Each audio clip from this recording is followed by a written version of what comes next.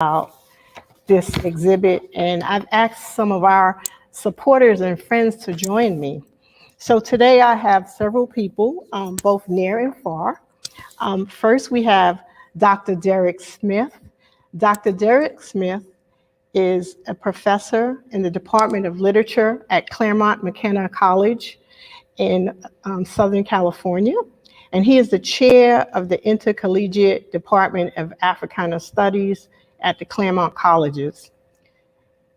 And my second guest is Zia Rayner.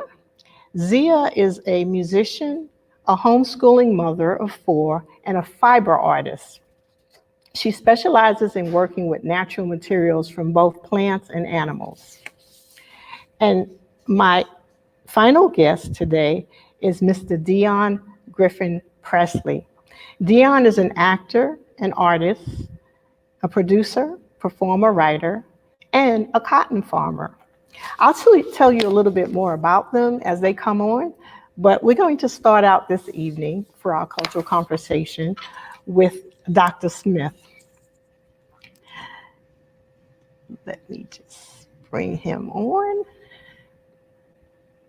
Okay. Dr. Smith, let me tell you a little bit about him. His work focuses on American literary culture with a particular interest in poetry. His current scholarship addresses African American poetry and intellectual history, as well as the connection between critical race studies and the Baha'i faith. Smith also teaches courses in and about American prisons. His work has appeared in many publications, and he is the author of the recent book, Robert Hayden in Verse, New Histories of African American Poetry and the Black Arts Era. Derik? Thank you so much, Dr. LaRoche, for that introduction. It's really an honor to be here. I'm coming into Southern Florida from the West Coast, and I'm really happy to be part of this event. I'm really looking forward to hearing from my co-presenters. And I understand that right now the African American Research Library and Cultural Center in Broward County is hosting the On the Money or the Color of Money collection by John Jones. And this collection of artwork is really something that has piqued my attention over the course of the past year since I've been working with the organization Partners in Racial Justice. And over the time that I've come to know about this collection of works, I've become really amazed by the way in which it does such a wonderful job of capturing something that is, I think, somewhat difficult to capture in an artistic project, right? Which is capturing the centrality of the enslavement of African descended people in America as it rose to economic power in the 19th century. And so what I'm going to be trying to say a few things about today is how that particular project, this artistic project of John Jones, helps us to call to mind and then meditate upon some of the implications of the way in which American economic power became such a major force in the world, and that happened in the 19th century. And in order to do that, I think that we have to go back a little bit farther into some of the prehistory of what we'll be focusing on as the presentations continue here, the prehistory of the American production of cotton. And oftentimes when we talk about Blackness in America, one of the things that we've been doing is trying to change up the narrative a little bit and thinking about 1619 as a date for thinking about the creation of the American project. But I think that we can even begin to go back farther than that when we begin to think about Blackness in the United States and in the whole of the global context. And rather than starting at 1619, we might go all the way back to 1319. And if we go back to 1319 in West Africa, what we will find is one of the great empires of the world in the period of what we could call the pre-modern era and the era of the world's antiquity in Africa, antiquity, and Europe. And what we will find in the West Coast is one of the great empires, the Empire of Mali. And I think it's nice to begin there, because if we think about the Empire of Mali and Timbuktu and its great center of learning that was at the heart, one of the hearts of the Islamic world at that time, and also the globe at that time in terms of intellectual learning, one of the things that we begin to develop is a different conception of what Africa and Blackness meant to the world. So it was after that period of the 1300s, the 1400s, and the 1500s when we see a great West African empire really having this outsized influence in the world that we know the African slave trade begins. And so as the African slave trade begins in the 1600s, what you see is European powers coming down the coast into West Africa and then beginning to take on economic projects in the so-called New World using the enslaved labor of Africans in the Caribbean primarily. And as that African labor is used to develop great wealth, primarily from different types of agriculture, such as sugar and tobacco and so forth. At the same time, in the, let's say, the 1700s, right? We see the development of America and the American colonial system, which is just beginning to sort of take hold of slave labor as a means of sort of organizing itself.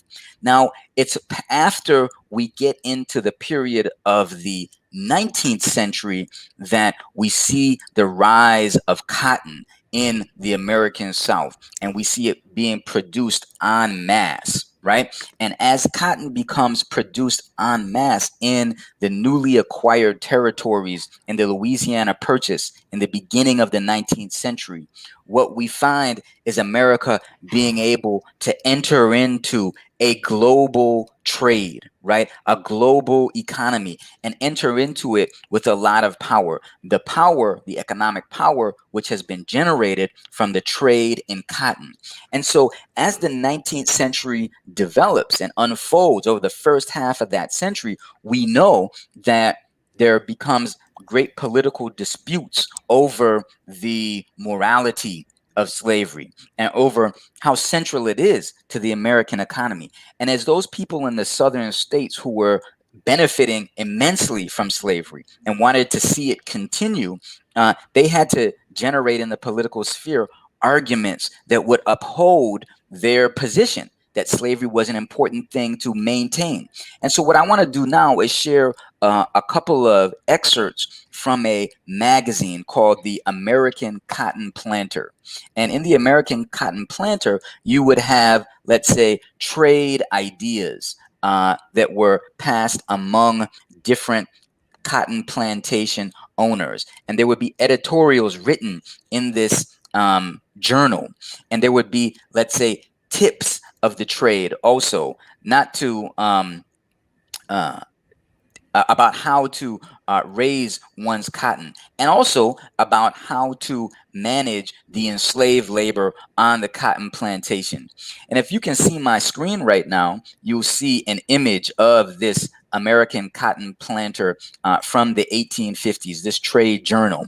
And what's so fascinating is that people who were defending the use of enslaved labor in that time period began to make the argument that other people in America weren't quite aware of how important it was to have enslaved labor at that time. And so what I'm drawing here is simply an excerpt from one editorial written by a slave owner, a plantation owner in 1853. And one of the things that I want to point out to you is that he is in defense of slavery, right? And he's trying to make his defense by casting it in these terms, which I'll try and explain as I just draw out this excerpt, right? He says, slave labor of the United States has hitherto conferred and is still conferring inappreciable blessings on mankind, right? So what is his point? His point there is that it is only through slave labor, right, that many blessings in the form of material wealth are coming to all segments of mankind. So he's defending labor by arguing about how important it is to material well-being in not only the South, right, but throughout the United States and in the globe generally. And he goes on from there to make another statement, and you can see how strongly he wants to make this point, right? He's talking about God here, the wisdom of God, right? He says, in the dispensation of an all-wise providence, the peculiar institution of the Southern states, that is slavery, the peculiar institution, contributes an indispensable support to human progress and prosperity. Right. So what we have to kind of wrap our minds around here is that here is someone in the South defending the enslavement of African people and their use in the cotton production economy by saying that if we didn't have it, we wouldn't have all of these great blessings and this ability to progress human prosperity. Now, what's so fascinating is that as we look back on the history of cotton production in America, there are so many, and historically this has been the case, there are so many people who want to deny the importance, the centrality of cotton production in the rise of American power in the 19th century. But in fact, those people who were at the center of that economy, the slave owning plantation plantation owners of that time, they were making the true argument that it was the enslavement of Black people in the South that was key to the economy of that time. Now, what is it that's so fascinating about John Jones's artistic project is that through his paintings, we begin to see, if we look closely, the way in which economic power was raised up through this cotton economy, which at its heart had enslaved Black people. So I want to show you a couple images right quick and just take note of a few of the things that are in these images by John Jones, these paintings. Now, these are all paintings of the cotton production and trade. And so, of course, what we see in all of them are enslaved people, right? But if you also are paying attention, here's another image. This is a different images. One of the great things about Jones's collection is that there are actually hundreds in this series of that he's painted. And as you know, if you visited the exhibit, he draws each of these images from a banknote, right? From a banknote of the Southern states during the early part and middle part of the 19th century. And if you note, I'll go back through those just three images that he's produced here. One of the things that you will note is not only the centering of cotton in these images and the enslavement of Black people here, but you'll also notice the waterways, the steamship in the background. And this is really important for us to understand in terms of the way in which America became a global economic power. It wasn't just that this cotton was produced and then kept in the United States. In fact, it was sent to all parts of the world, primarily Britain, right? And in Europe at that time, they're based on their imperial exploits in the 17th and 18th and 19th and ongoing 19th centuries, they were able to build up a factory system. These cotton plants that were picked in the South were then sent over to Europe, in places where they were processed in textile factories. Now, in those textile factories, then the garments and so forth were produced and great wealth was created. And so what's so fascinating is that on the banknotes from which Jones has drawn each of these images, right, we can see these images of the cotton production, but also the cotton trade. And so if you look closely here, you will see that each one of the paintings that I've just shared is actually drawn from one of these notes. And so here you can see the state of Arkansas is issuing a note, and we see the steamship in the background. Another, we see This is from North Carolina, another steamship in the background. Here from Georgia, the same. And that lets us know that cotton is being traded and sent to all different parts of the world. The cotton economy wasn't just something that generated wealth in the South, right? It was something that generated immense wealth because it participated in a global economy. Jones's project helps us to understand that when we see that these images are drawn from banknotes. Here's another image that he has, of course, which shows us cotton at the very heart of it. But then also, if we look at the note which it is drawn from, it's from this is a note issued by a railroad company, right? And so the railroad companies of that period also were benefiting immensely from enslaved labor, right? We can look closely at this note. You'll see a steam engine here in the very heart of the note. So what Jones's project allows us to do is see the way in which the enslaved labor of African descended people in the South was so central to the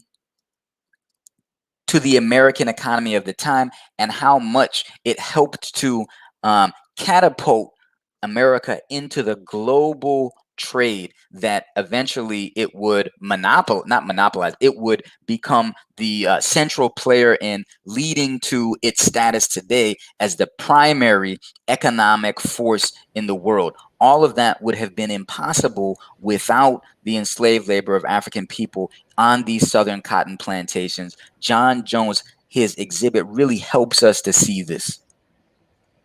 Thanks for the opportunity. Thank you. Thank you so much, Derik. I mean, that was so informative. You gave us a historical context, and you also allowed us to see the wonderful images that if you haven't gotten to here to see our exhibit, you need to see it. It'll be here until January 4th. These images are incredible. They really are.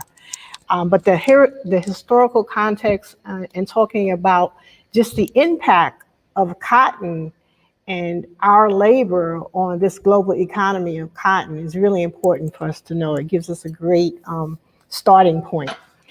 So with that in mind, I would like next to bring to you Zia. And let me just get a solo on Zia. Hi, Zia. So a little bit about Zia. I've already told you that she is a fiber artist. But let me tell you a little bit more about the fact that she does work with natural materials from both plants and animals, but she also prepares fiber for spinning cards, and she combs it, she spins and she plies it, she weaves it into cloth. She is passionate about the need for people to incorporate handwork into their daily lives as a way to appreciate the bounty of nature, to honor their ancestors, and perform deliberate movement. She's taught classes on spinning, fiber preparation, and weaving at yarn stores and schools. And she continues to teach private lessons to adults and children. She will speak to us this evening about the slow art and language of textiles and how it both prolonged slavery in this country and also how it was used as a method to assist in communication in the Underground Railroad. She'll talk about textiles and the role they played in the life of enslaved Africans in America. Thank you, Zia. And Derik also. I feel like I'm always learning so much more about this topic every time I investigate it. So this is a very personal sharing. So earlier, Dr. LaRoche mentioned that I'm a homeschool mother of 4, and I came to a kind of crossroads when I was pregnant with my first child because I was having a very difficult pregnancy. And I felt like all I wanted to do, or all I could do, was sit on the sofa with my swollen legs and like try not to throw up. And so I started to think about, how do other women handle this? How have people all over the world handled this? How did my ancestors handle this? And who am I and what am I? And so it became a time of investigation and reflection, where I tried to imagine what other women have gone through. And actually, that picture that that Derik posted from John Jones at the very end, from the railroad company note of the woman with the cotton bale on her head, I became very interested in how women performed this work while also performing all the other tasks that women perform. And so I started to think about, what are human activities? And I made a list of what are the human activities that make me the same as everybody else now and historically. And I came up with, my list is: all humans pray, all humans create, all humans nurture, and all humans investigate. And so I started to think about, well, what is it around me that I need to investigate? I'm sitting on a chair. How is this chair made? I'm using a computer. How is this computer made? And I'm eating this food. Where was this food grown and how was it grown? And so I started to have this discovery, historical discovery, of how so many things in the world have been made. And it came down to textiles. And so I was a longtime knitter. I've been knitting since I was a child. My grandmother taught me. And so while I was sitting with my swollen legs and knitting, I started to look at other people's websites of how they knit things, and knitting different sweaters for their children and things like that. And I found this woman who had a blog, and on her blog, she also was spinning. And all of a sudden, I was like, I never even thought about where yarn comes from. How was yarn made? And so I'm going to share a few pictures right now.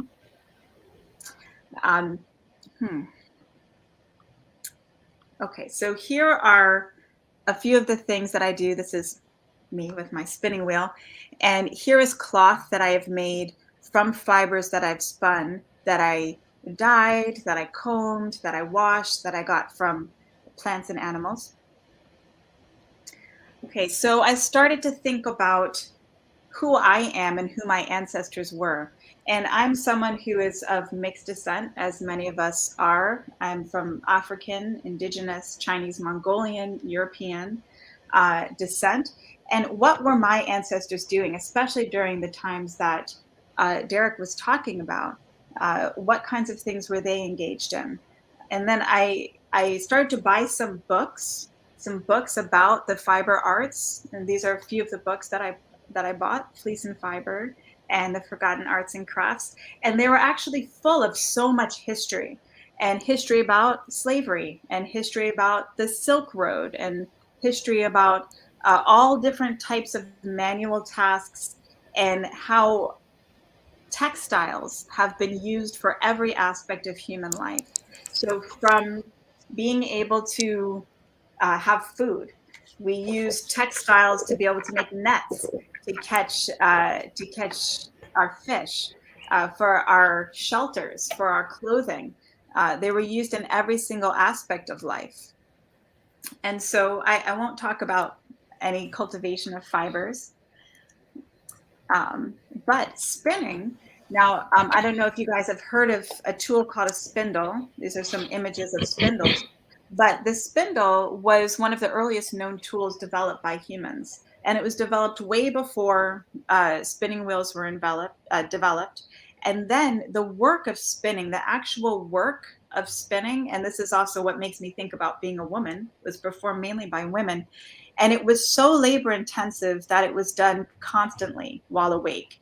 So women would spin while cooking, while taking care of their children, while breastfeeding, while farming, while doing all different kinds of things. They had to spin constantly to be able to keep up with the demands of making enough fiber for a sail so that a ship could sail, or all the clothing for the family, and all of the things that we use fiber for.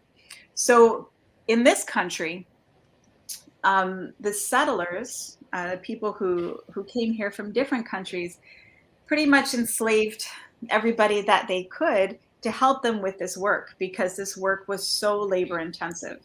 And so it started immediately when they first came here. Before they kidnapped people from Africa and brought them over here, they enslaved indigenous people. But then the demands grew, and they realized that if they're really going to sustain their existence here, they had to have people to do that work for them, because that work takes all day and half the night every single day. And so the demands for labor grew and grew. And so more and more people were brought over. And I won't go into that history either. But with the Industrial Revolution, some of those processes became more automated. And so it seemed like maybe that would make it easier and less labor would be needed. But actually, the labor demands were infinitely greater because, as Derik was talking about, we became a worldwide economy. And so our demands just grew and grew. And a lot of that was driven by cotton. Okay, so part of our being able to sustain this lifestyle with free labor carrying our entire economy, all of the abuses of the peoples who were engaged in that labor are astronomical. And so I spent a lot of time reading about that and thinking about that. And while I was sitting there with my swollen legs, I was like, I don't know how anybody does anything when they're pregnant. But then I thought about a day in the life of my ancestors who were enslaved and how they might spend all day from the time the sun came up till the sun went down, picking cotton, farming cotton, while possibly pregnant, while possibly breastfeeding their children or other people's children, while possibly raped that day or recovering from being raped, losing their children, having their children stolen from them, their children dying, not having adequate food or water or health care. And so the picking the cotton was only part of the life, because once it was picked, then it had to be processed. And so the process of processing cotton is really incredible and very labor intensive. And it's much harder to process cotton than it is to process animal fibers like wool. It's so much harder. And so all of that, once it was picked, all the labor involved in that. And then when did they do that? And how did they do that? And when did they spin? And when did they weave? And when did they knit? And when did they make quilts? And when did all of this happen? Because it had to happen all the time. So women were juggling all these things all day, every day. So the need for that labor prolonged slavery, because we had a vested interest in our entire country to have that continue.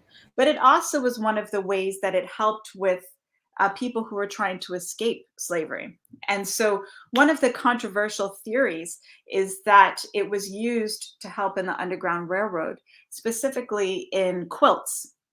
And so quilts were a lot of times made in a communal way. So one person wouldn't just make it. People would sit around, make the quilts together, or pass the quilts from person to person so they could work on it. And then they would display their quilts outside of their houses so everybody could see what they had made.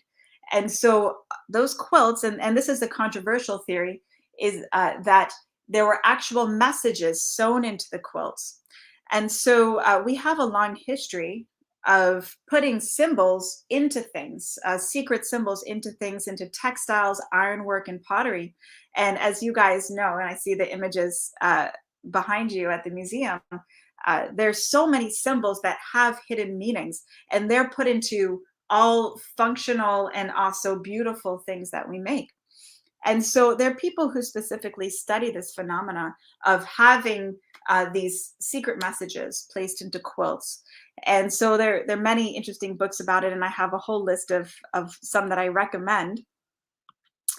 But here's a quote from a person whose name is Cecilia, and she is an African-American quilter of traditional art quilts that are inspired by history, other African-American quilters, and quilt designs used during the Underground Railroad to communicate messages. And so she says the reason why she has this art form is it's almost like a memorial to my ancestors. Every time I work on a traditional pattern, my thoughts go back to older days and how hard it was to get fabric, to find the time to stitch, and how many uses the quilt had to accomplish. then the joy of life meets the hardships, and the traditional pattern takes on a whole new wonderful life. So one of the reasons why I continue to spin and engage in what's called slow cloth, and it's called slow cloth because once I get my fiber, I might spend weeks or months processing the fiber before I'm even ready to spin it. And then I might spend weeks or months spinning it. And then I might spend weeks or months knitting it, weaving it, sewing it into something meaningful for me. And it's the process that really matters. And that process honors my ancestors and what they did, what they engaged in. It helps me to remember and learn from the past and to connect myself to others. And when I talk about it, I get to share the joy that I feel, that I experience when I do it. But it also has to do with community building.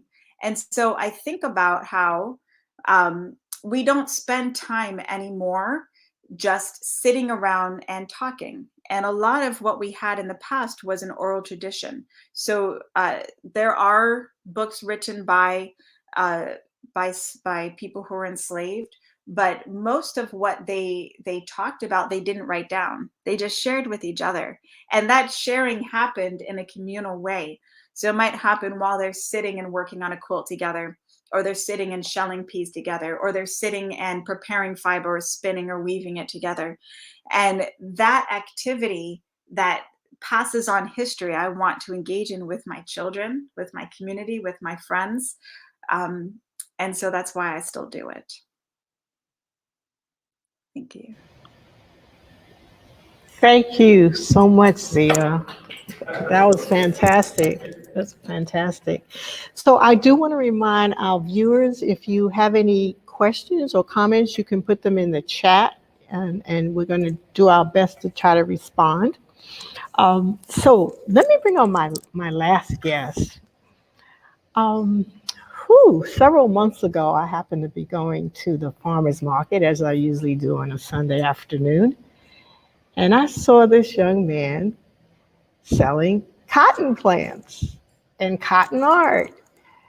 And it was something about his spirit that drew me, but we started talking and come to find out, we found out that we were both Gullah Geechee descendants. So he's almost like my cousin now. But anyway, let me tell you a little bit about Dion. Deon Griffin-Pressley. He's an award-winning New York City classically trained actor. He has a natural gift for playwriting, singing, producing, and now he even farms. He studied theater at the AMDA in New York City, as well as the British American Drama Academy at Oxford University in England under a full scholarship from the English Speaking Union. He's worked in some off-Broadway works in Orlando. He's had a play that was produced and filmed this past summer, and it was at the Edinburgh International Festival. And his accoutrements go on and on and on. But let me tell you this, his latest mission, the DGBT Cotton Talk, includes growing organic hibiscus cotton plants with the intent to bring cotton back without slavery and to introduce multicolored cotton plants to Black and white Americans in hopes to heal the psychological trauma done through the exploitation of cotton in the United States and abroad. He grows green, brown, white, or red foliage cotton. He makes cotton art, and he also sells multicolored cotton seeds at three of our local farmers markets here in South Florida. Dion, thank you. Let me just unmute you. There you are. Wow, that is incredible. Thank you. Thank you all. Thank you so much, Derik. Thank you, Zia. Thank you, the African American Research Library here. I'm just blown away, and I just feel so honored and so lucky that I've met all of you and that you have been so open and welcoming to me. And I'm just going to talk a little bit about cotton. So I know it's just a little out there. I get it. I'm an artist. I'm kind of one of those true artists that really likes to go deep with things. And I'll just give a little bit about myself. I was born here in Fort Lauderdale, Florida. And when I was 5 years old, my dad came home from South Carolina and he planted a cotton plant in front of our house here in Fort Lauderdale. And he told my siblings and I to know our history. And then he just said, know your history. And then he went in the house and closed the door. And that was pretty much all that happened. And I just kind of looked, my dad is like that. He has a personality. I mean, all my family loves him. He's a comedian in his own right.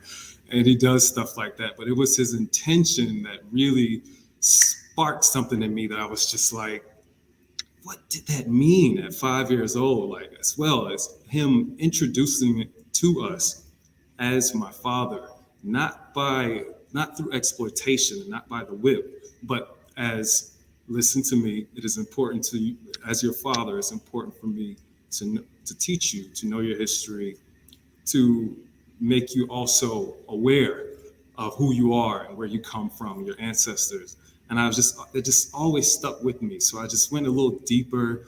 And as I grew up, and as a kid, I was always into gardening and all that stuff. And that cotton plant stayed right there. It grew. We saw it grow cotton. It yielded cotton. I remember coming home after school every day and seeing this cotton plant grow. And then it just reminded me of those little cotton boll packets that you get from like the Dollar Tree or Walmart or something that you get, like if you're bleeding or something, you just put a cotton boll or you use for makeup or nails. It looked like that. I remember it, but I don't remember picking it too much. I do remember seeing it. And as I got older, you know, doing art and stuff like that, and, you know, with so many movements going on, I just constantly had so many conversations about race and race relations and, you know, a lot of emotional conversations that just was emotional, that was emoting me to write a lot of things pertaining to the movement and pertaining to who we are as people. But there was always something in me that was like, well, what about that plant? What is it about that plant? Cotton. What is it about cotton that's got everybody so stigmatized, or most people so stigmatized? And I just knew going through the arts that was something I was going to have to look at because I was introduced to it by my father. And so, you know, after doing the show, doing Top Dog, Underdog at Shakespeare and Company with my theater family up there, I came home in September of 2019, and I decided to kind of take a little break. Wanted to take a little break, and I planted my first cotton plant on September 25th in 2019. And then, you know, I went and worked at a nursery, got a little experience on, like, you know, gardening and all that stuff. And all the while I did grow things all throughout, you know, adulthood stuff. And then the cotton plant bloomed on February 18th of 2020. And that night I had a dream that cotton plant was gonna like open. I had several like visions about it, and I woke up and I just saw it bloom and I just started crying. It was dope. And then, thank you so much. And then I watched it. I took it off, I harvested, I took pictures of it. I was totally excited. And then a voice came to me, and then like I saw a friend of mine at the swap shop, and I decided to go sell cotton plants. I don't know, a voice came to me, it was just like, sell cotton plants at the swap shop.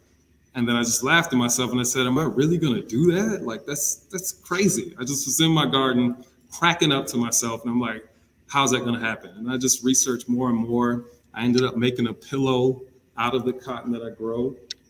It says it's organic cotton within this pillow. It's homegrown and handpicked by myself. Down here, just started creating things out of the cotton that I was growing on the farm. And I just want to display a little bit of the cotton as well. This is the green. This is the white one. And this is the brown. I just ordered these seeds offline, and I have so many seeds and plants now. These are the seeds right here. I handpicked them myself. I've never been poked because I'm not being exploited to do it. And therefore I'm able to take my time, breathe, and have fun with it. I enjoy it.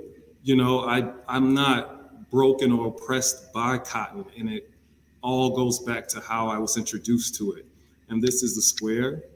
And as you can see, these thorns right here are what our ancestors, of course, suffered from when they were exploited and rushed to do it. It all goes back to the intention and how you're introducing the people and exploiting them, or however you're teaching them how to harvest things, or whether they're terrified when they're working or not.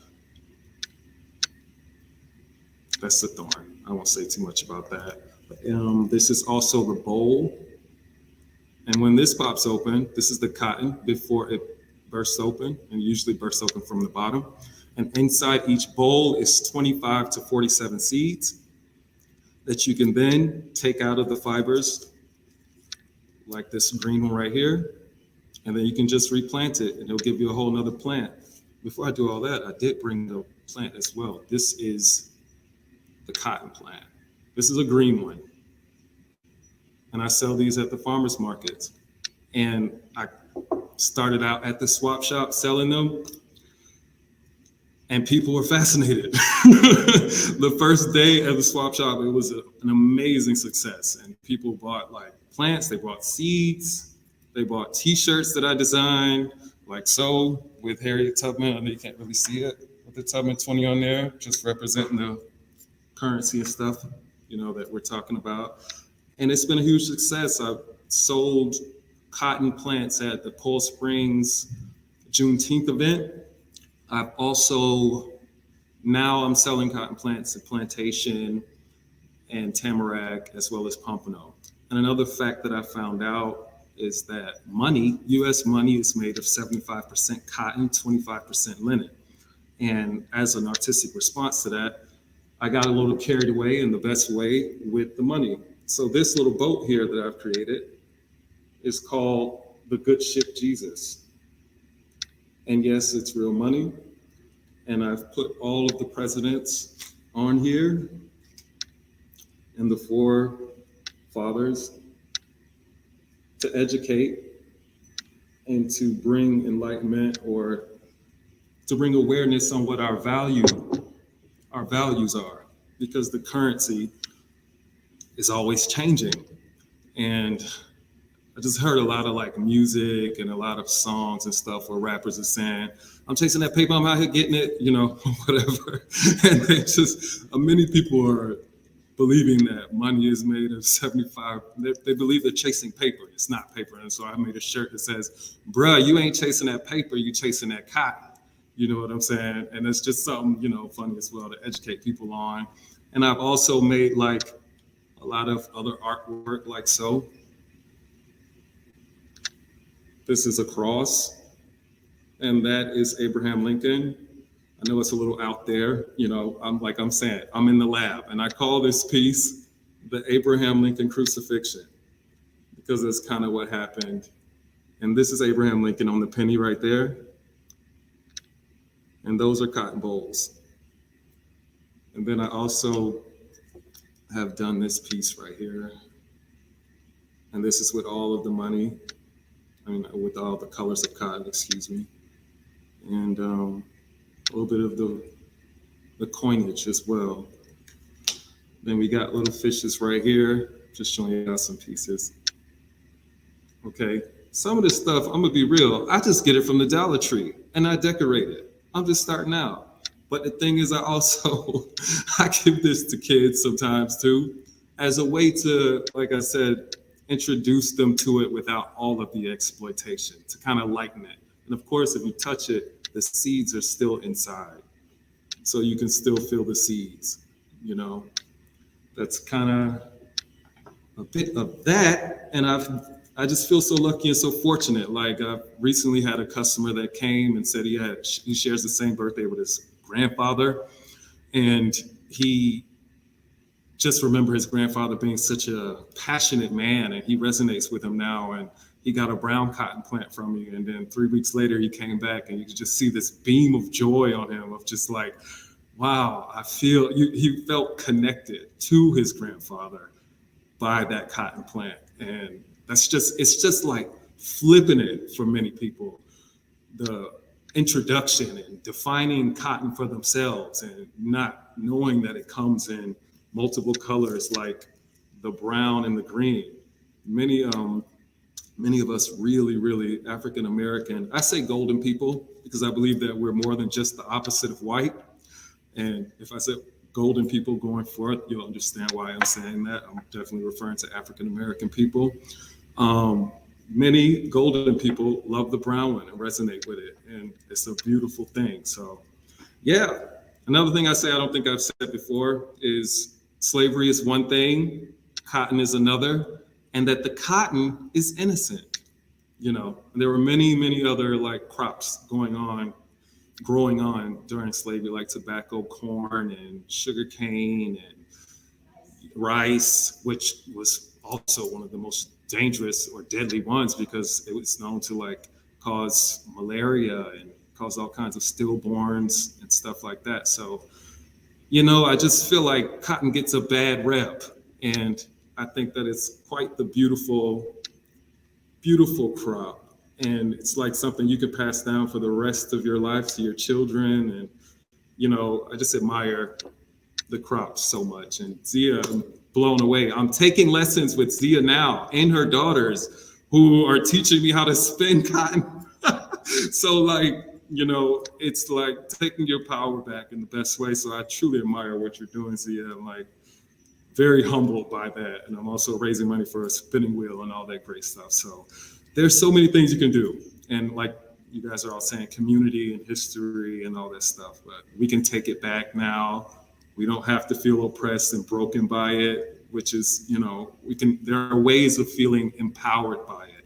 And that's educating yourself. So I thank my dad, and I dedicate this entire mission and educational experience to him. So thank you all. Thank you. Appreciate you.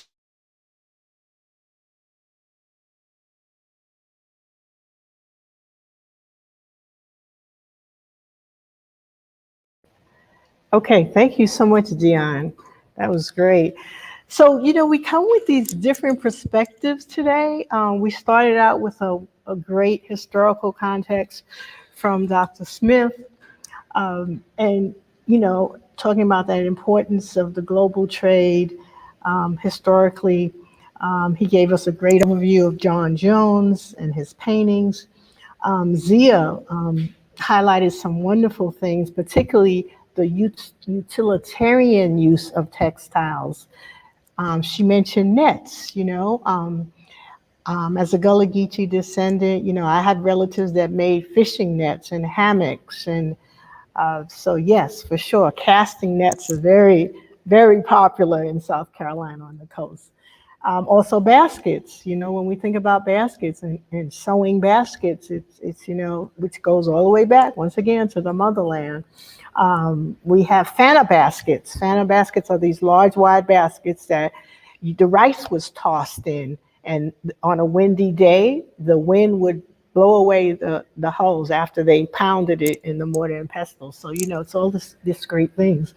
The other thing too, you talked about this whole idea of doing things within community, and whether it was quilting or shelling beans on the porch with your grandma and different people.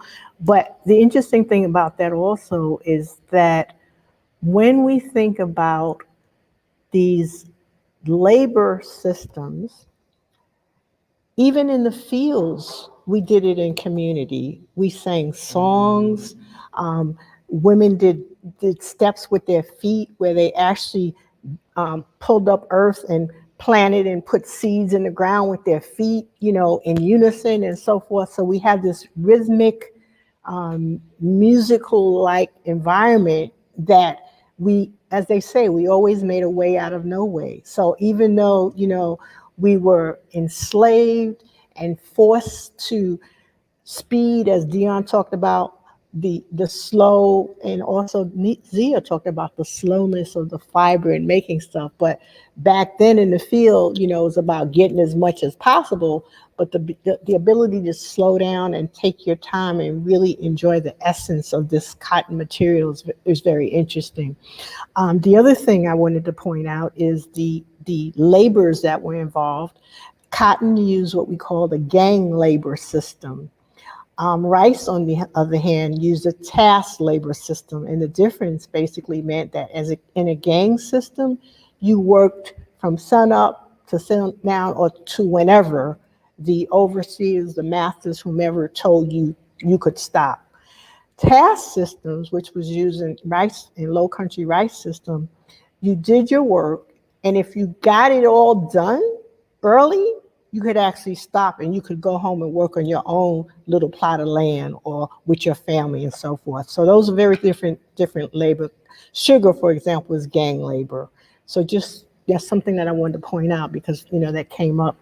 The other thing, we talked about the Industrial Revolution, Zia. You mentioned that, and John Jones has one piece, and I actually have it at my house, that he did of Black people working in a factory up north. And it's the only piece that he did that was not in a rural setting. And it was on the bill.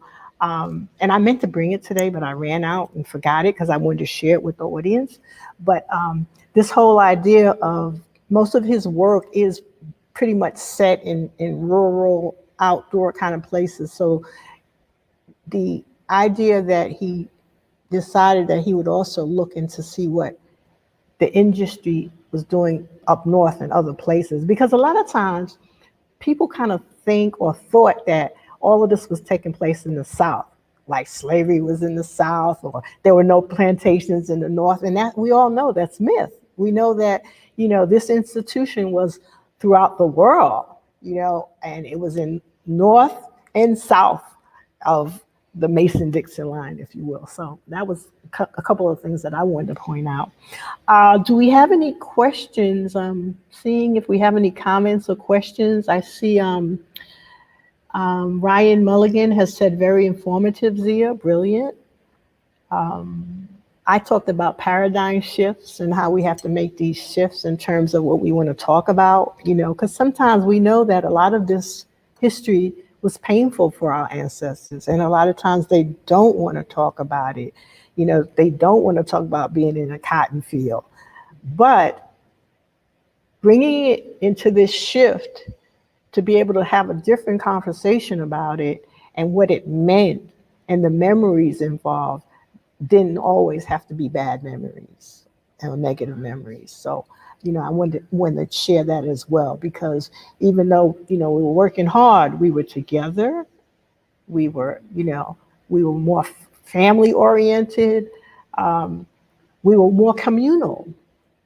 And, we know for a fact now we don't have those same kind of communal or communities. We work hard at it these days and times to build community. All of us, wherever we are, we work hard to build community. So I'm going to open it up now to my panelists. Is there anything you'd like to share or respond to something someone else may have said, or, and feel free if you want to just unmute yourself and you can go ahead and share. Yeah, I just wanted to quickly express appreciation for the presentations that Zia and Dion gave, and also for your comments, Dr. LaRoche. And to follow up on what you were saying, and maybe to tie it together with what Dion and Zia were talking about, kind of like almost like the positive elements that we can sort of draw from this history that is kind of shaping our present. It seems to me that that capacity for community, right, is so much stronger, coming out of like an African American tradition, right? Because there was such a need to be resilient under the oppression of enslavement, right? So the oppression of enslavement allowed us to develop these resilient community life, patterns of community life that probably need to be drawn on, as you were saying, more and more right now, Dr. LaRoche, like with intentionality, right? It's almost as though we have to look to, I think, a lot of life ways within African American community to figure out, okay, how do we get ourselves out of this kind of depressive zone that so many individuals find themselves in as we are separated out from one another by various means. And then the things that Dion and Zia were talking about were wonderful because they were conceiving of it as a means of connecting with other people, not this kind of individualized projects that so many of us are involved in today. So I thought that was a really wonderful element of our discussion just now.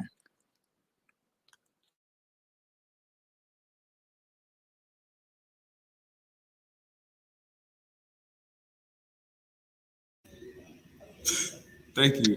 No, I'm just so grateful, you guys. Like, I'm a hermit in a way, you know, like I get in my zone and do my thing. And I'm just so grateful that I'm on this panel with you all. I don't do many panels. I'm just in my zone, harvesting cotton, talking to the ancestors, and trying to figure out where they're leading me. So it's a blessing to, you know, meet a professor over, you know, in the West, and Zia and all of you. I'm just so grateful, and please, let's continue to share. And Derik, if you want me to send you some seeds, I'd be more than happy to. Okay. Talk about community. I'll unmute myself. I'm going to send you my address. I'm waiting for my seeds. I'll send you pictures when they bloom too. I know we're so fortunate at our house because Dion has given us some cotton plants, and my kids are so excited. And every day they're going out like, "Can I water them again? Can I water them again?" I'm like, "Don't water them so much," but they're so excited about the cotton. I can't wait to see what it looks like.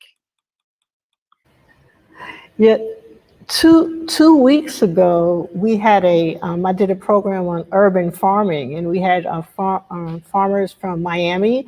Miami Kids is a project that's being done by David Roper. He's working with kids in Overtown in urban gardening. And then we had Atiba from Orlando, and he does community gardening with, you know, people. And Georgetown is like near Myrtle Beach, South Carolina. And then we also had, who was the third person, the third farmer? I'm having a block right now. Oh, did I say three? I did say three. That was three, yeah. So, but the interesting thing was that by the time they finished, they was ready to exchange seeds and different things too. So Dion, I have to put you in touch with those people as well. So yeah, this is good. This is really, really good. My own grandfather used to sell animal skins out of his Tin Lizzie Ford, but he was a master carpenter. So, you know, it's like just kind of looking at, you know, the histories of what our ancestors did. You know, you know, it's in our DNA. You know, it really is. It really is. If we go back, we'll find some connection for sure. Definitely, definitely. So someone else, anybody else would like to share? I see, thank you for this conversation, these type of discussions. That was from Pamela Beasley Pittman. Thank you, Pamela, for joining in with us.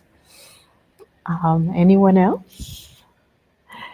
Okay, well, what about context? How can people reach folks? If you want to put it, either your Instagrams or your emails, whatever, in the comments section. There is a comment section. You just hit comments on the right, and you can put your contact information if you'd like people to follow up with you. And again, I want to remind people about the exhibit. And let me see if I can find something to share with you about the exhibit. So that way, if you want to come through, you can see that. Oh, there it is. Okay. So yes, that's the exhibit information, The Color of Money, Confederate Currency. And yesterday we had the honor of the artist was here, and he did 3 separate tours. And he literally went through every piece and talked about it. So that was great. I know Dion, I think you joined us. I didn't see you live, but I saw you later on Facebook. And it was a great gathering of having him here. He came to us he's from Columbia, South Carolina, and he's represented by the Chuma Gallery in Charleston, South Carolina. So if there's no other comments, let me just check one more time.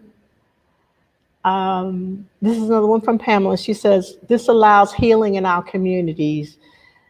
Dion, we met last night at AARLCC. Great. Okay. That's what's in the chat if you look at the comments on the side. Yeah. All right. Well, everybody, did you put your comment, your Instagrams in the comment section?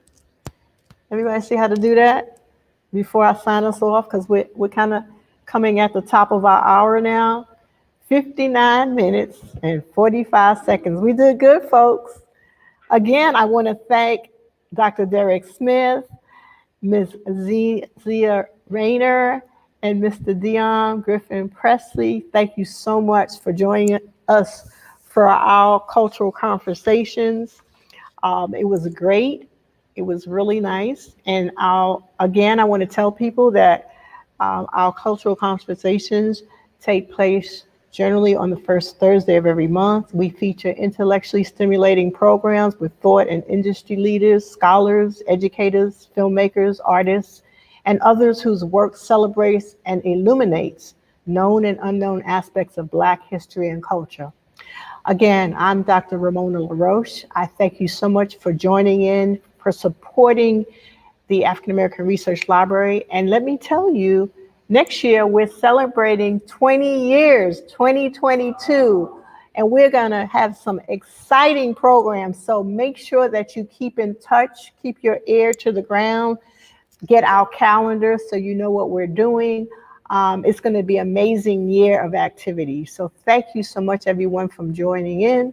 And my guests, thank you so much. And we'll all be in touch. Remain encouraged, blessed, and safe. Thank you so much. Asheo, Asheo. Thank you. Thank you so much. Thank you. Thank you so much. I'm trying to remove. Okay, gotcha. Okay. I think that's it. Thank you so much. Bye.